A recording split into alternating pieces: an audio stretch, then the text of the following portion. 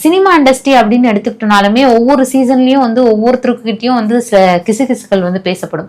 அந்த அந்த வகையில இப்போ வந்து ரீசெண்டா தனுஷ் அண்ட் முர்னால் தாகூர் இவங்க 2 பேரும் வந்து டேட்டிங் பண்ணிட்டு இருந்தாங்க அப்படிங்கிற மாதிரியான சில வதந்திகள்லாம் ஒரு பக்கம் போயிட்டு இருந்தது.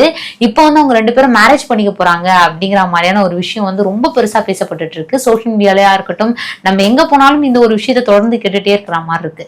சோ இதை பத்தி உங்களுடைய கருத்து என்ன? தனுஷுக்கும் கிசுகிசுக்கும் ஒன்றும் பெரிய வேற்றுமை எல்லாம் கிடையாது. கிசுகிசும் தனுஷும் ஒட்டி பிறந்த 2 குழந்தைகள் தான். அவர் செல்வராகவனோட 2வது பொண்டாட்டி வரை ஏமாத்திட்டு போட்டு சொல்லி அது ஒரு பக்கம் கிளம்பிட்டாங்க. இப்படி அதனால தனுஷுக்கு ஒன்றும் பெரிய இதெல்லாம் ஒரு புதிய விஷயம் கிடையாது. தனுஷுக்கும் ஆம்பளைங்களுக்கும் தொடர்பு இருக்குன்னே பேசினாங்க. அவர் எல்ஜிபிடியா இருக்கார், அவரு அதை விட்டு தான் ஐஸ்வர்யா பிரிஞ்சு போயிட்டாங்க அப்படிலாம் சொல்லி ஒரு கதை பேசினாங்க தானே. ஆண்களை தான் பிடிக்கும் தனுஷுக்கு அப்படிலாம் சொல்லி பேசினாங்க. தனுஷுக்கு 42 வயசு ஆகிட்டு முர்னால் தாகூருக்கு பார்த்தா 33 வயசு ஆகுது. அந்த பொம்பளை தமிழ், ஹிந்தி, தெலுங்கு எல்லா மொழியும் நடிச்சிருக்கு. தமிழ்ல சீதாராமன், ஹாய் நானான் அப்படின்ற படம் நடிச்சாங்க. பட் அதெல்லாம் வெளியே வந்துருச்சா இல்லையா?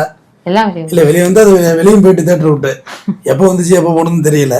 சீதாராமன் பயங்கர ஹிட். அது மூலமா தான் அவங்க பயங்கர பிரபலம் ஆனாங்க. அதுக்கு முன்னாடி தமிழ்ல சீரியலும் நடிச்சிட்டு இருந்தாங்க. ஆமா, பிப்ரவரி 14 அவங்க கல்யாணம் பண்ணிக்கிறதா ஒரு தகவல் ஏற்படுது. சனாத் சர்தார் அப்படின்ற ஹிந்தி படத்துடைய வெளியீட்டு விழாவில் அவங்க எல்லாம் ஒன்னா ரொம்ப நெருக்கமா இருந்தாங்க, புகைப்படம்லாம் எடுத்துட்டாங்க. அதனால அவங்க கல்யாணம் பண்ணிக்க போறாங்க அப்படின்னு சொல்லி கிசுகிசு வட்டாரங்களுக்கு குறைவா இருக்கும். இது என்னை வச்சுக்க பேசுறதுக்கிட்ட இல்லை, வேற யாரை வச்சு பேசியிருந்திருக்காங்க, நல்லா பேசி கொடுத்துருப்பாங்க. கிசுகிசு சப்ஜெக்ட் பேசுறதுக்கு ஒரு மாதிரி அதுன்னு இருக்கு. இருந்தாலும் தனுஷ் கூட இடைக்காலங்களில் அவருடைய வளர்ச்சி வந்து ஒரு அபார வளர்ச்சி இண்டஸ்ட்ரியில் பெற்றுட்டார். அவர் அவராகவே ஐஸ்வர்யாவை கட்டி விட்டு கூட போயிருக்கலாம் போல இருக்கு. அவராகவே மேடல் ஏறி பாய்ஸ் கடல் நாங்கள்லாம் வீடெல்லாம் வாங்கக்கூடாதா அப்படின்றாரு ரஜினியோட ஒப்பிட்டு. ரஜினியை ஒப்பிடுற அளவுக்குலாம் இவர் ஒன்றும் பெரிய சீன் கிடையாது. கால சூழ்நிலை ஒத்து வந்துருச்சு, நல்லா வந்து வளர்ந்து வந்துட்டாரு அப்படின்னு தான் சொல்லணும்.